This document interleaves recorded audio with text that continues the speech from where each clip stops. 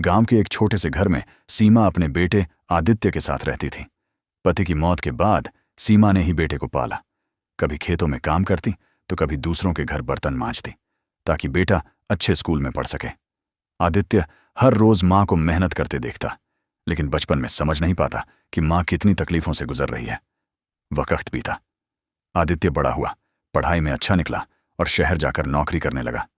धीरे धीरे उसका रहन सहन बदलने लगा। नई सोसाइटी, नए दोस्त, नया माहौल, और मां को लेकर उसके मन में थोड़ी शर्म आने लगी। वह चाहता था कि मां पुराने कपड़े, पुराने तौर तरीके छोड़ दे। एक दिन मां उसे ऑफिस में मिलने आई। धूल धूसरित साड़ी, पैरों में चप्पल और हाथ में टिफिन का डिब्बा। मां ने बड़े प्यार से कहा, बेटा, सोचा तुझे तेरी पसंद की खीर बना दूं। सुबह सुबह जल्दी में ठीक से नाश्ता भी नहीं किया था। लेकिन आदित्य झेंप गया। उसके सहकर्मी हंस रहे थे। उसने मां से धीरे से कहा, मां, आप ऐसे यहां मत आया करो, लोग मजाक उड़ाते हैं।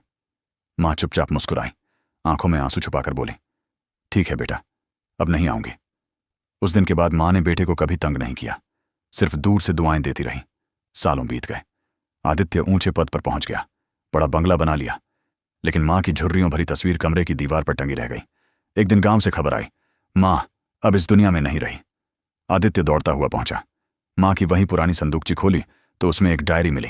उसमें लिखा था, आज आदित्य ने कहा कि मैं ऑफिस मत आया करूं। शायद वह बड़ा हो गया है, उसे अपनी मां की जरूरत नहीं, लेकिन मैं रोज खिड़की से उसकी इमारत देख लेती हूं। मेरा बेटा खुश है, बस यही मेरे लिए सबसे बड़ी दौलत है। आदित्य फूट फूट कर रो पड़ा। अब उसे एहसास हुआ, जिस मां को उसने कभी बोझ समझा था, वही उसकी सबसे बड़ी ताकत थी। मां की ममता का कोई विकल्प नहीं।